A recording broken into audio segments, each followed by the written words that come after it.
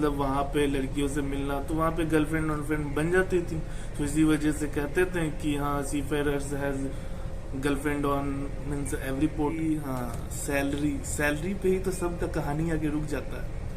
मतलब जैसे ही बात सैलरी पे आती है, मतलब कोई भी मर्चेंट नेवी देखता है तो अरे सैलरी होगा, बहुत पैसा मिल रहा होगा। वो एक चीज हमेशा याद रखना कि कभी किसी लड़की से उसकी उम्र और किसी मर्द से उसका सैलरी नहीं पूछते हैं।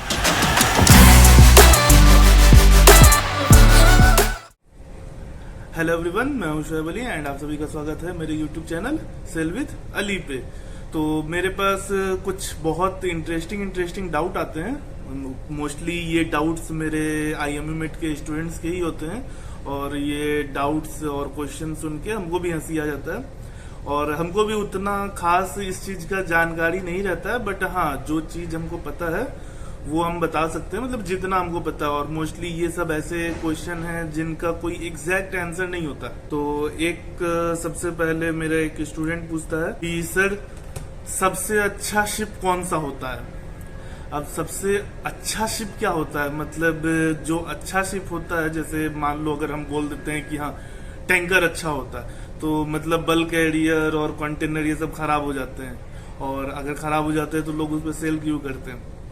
तो अच्छा खराब कुछ नहीं होता है, ये सब चीज होता है आपकी रिक्वायरमेंट पे। कुछ लोगों को पैसा चाहिए होता है तो वो टैंकर पे जाते हैं, कुछ लोगों को नॉर्मल लाइफ चाहिए होता है। जैसे हम लोग का क्या है, बल्क कैरियर पे हम लोग, तो बल्क कैरियर पे उतना टेंशन है नहीं, सैलरी थोड़ा कम है, बट हाँ शोर लीव है, इंजॉयमेंट है, और उतना प्रेशर नहीं रहता है।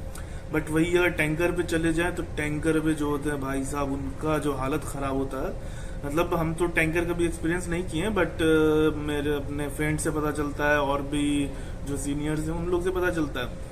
टैंकर्स पे इतना झमेला होता है, मतलब आप हर पोर्ट पे पहुंच रहे हैं, हर पोर्ट पे अलग अलग तरह के इंस्पेक्शन होंगे, एक वेटिंग इंस्पेक्शन करके इंस्पेक्शन होता है। ये तो सारे सी फेयरर्स का कमर तोड़ देता है, मतलब मोस्टली टैंकर्स वालों का।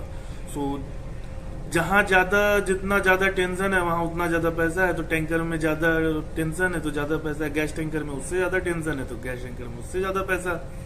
तो यही चीज है बेसिकली कि ये सब चीज रिक्वायरमेंट पे जाती है। अगर आपका रिक्वायरमेंट है कि आपको लाइफ एंजॉय करना है, आपको घूमना फिरना है, तो बल्क कैरियर, कंटेनर ये सब अच्छा होता है। बट आपको चाहिए कि आपको पैसा चाहिए, पैसा, तो टैंकर करना पड़ेगा आपको। क्योंकि जहां तक मुझे पता है, अभी बल्क कैरियर पे जैसे मास्टर का सैलरी 10,000 $12,000 होता है, बट वही टैंकर पे चले जाओ, टैंकर पे $15,000 $16,000 हो जाएगा। तो बहुत डिफरेंस हो जाता है टैंकर, बल्क कैरियर ये सब पे। और गैस टैंकर का तो चला जाता है $17,000-18,000। सो ये सब डिफरेंस होता है शिप पे। ऐसे नहीं होता है कि ये अच्छा शिप वो खराब शिप, ऐसा कुछ नहीं होता है। ये होता है आदमी के रिक्वायरमेंट पे। सो ये एक क्वेश्चन हो गया।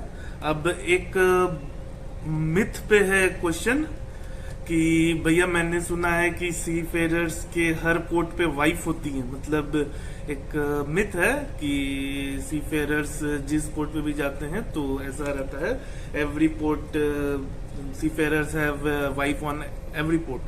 सो ये जो है ये मिथ है, सिर्फ मिथ। मतलब ये पहले होता था, अभी तो कुछ नहीं होता। अभी सी फेयरर्स का लाइफ ऐसा हो गया है कि मतलब पहले सी फेयरर्स को माना जाता था कि हाँ मतलब सी फेयरर्स का लाइफ बहुत इंटरेस्टिंग होता है, अलग अलग जगह जाते हैं, घूमते हैं, फिरते हैं। बट अभी वैसा नहीं है, अभी काम का प्रेशर इतना है कि किसी को कुछ करने को मिलता ही नहीं है।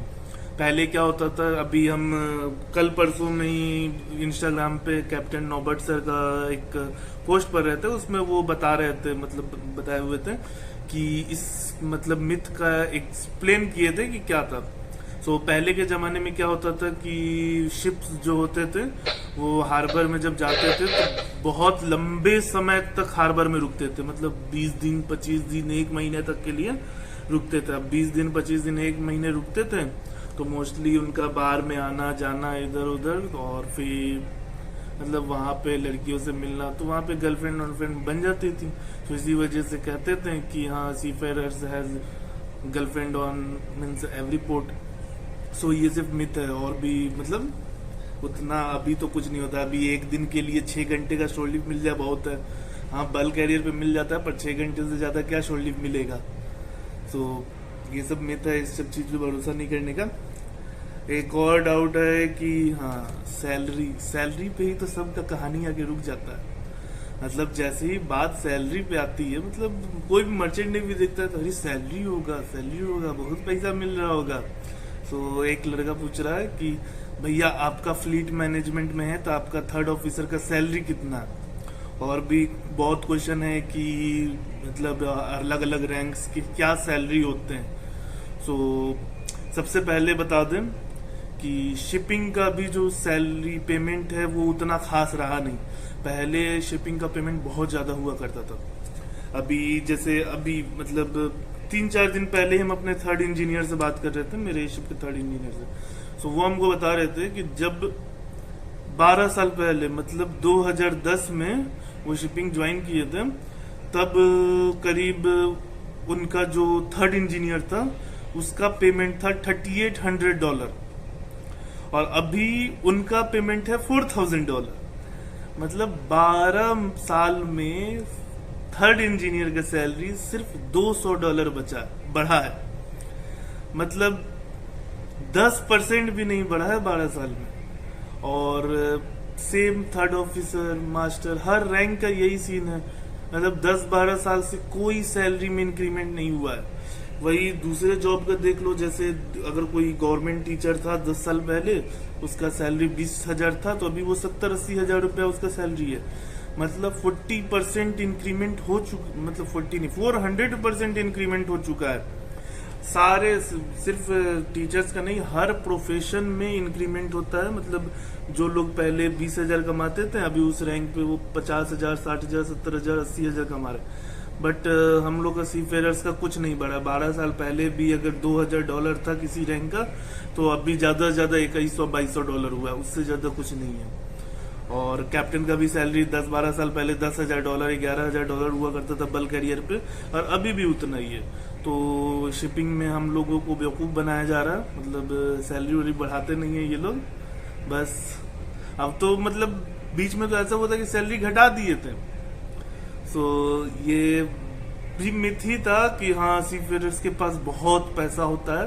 पैसे तो इंजीनियर्स के पास भी बहुत है, डॉक्टर के पास भी है, सिर्फ सीफेयरर्स के पास नहीं है, ऐसा नहीं है। और जो पूछ रहा है मेरा सैलरी फ्लीट मैनेजमेंट में कितना है, तो एक चीज हमेशा याद रखना कि कभी किसी लड़की से उसकी उम्र और किसी मर्द से उसका सैलरी नहीं पूछते हैं, ठीक है? तो बस यही समझ लो। हाँ, सैलरी अच्छा रहता है, फ्लीट मैनेजमेंट में सैलरी बहुत अच्छा है। मतलब इतना हम कह सकते हैं कि अभी मेरे कुछ फ्रेंड्स हैं सिनर्जी में और भी अलग अलग कंपनी में, तो उनको जितना टैंकर पे मिल रहा है उतना हमको बल्क कैरियर पे भी मिल रहा है। तो हाँ, फ्लीट मैनेजमेंट पे अच्छा करती है, बाकी सब ठीक है। तो आज के लिए इतना ही रखते हैं, क्योंकि और भी हमको बहुत सारा काम भी है। तो मिलेंगे इसी तरह के आलतू फालतू क्वेश्चंस के साथ। चलो tata, bye bye, take care.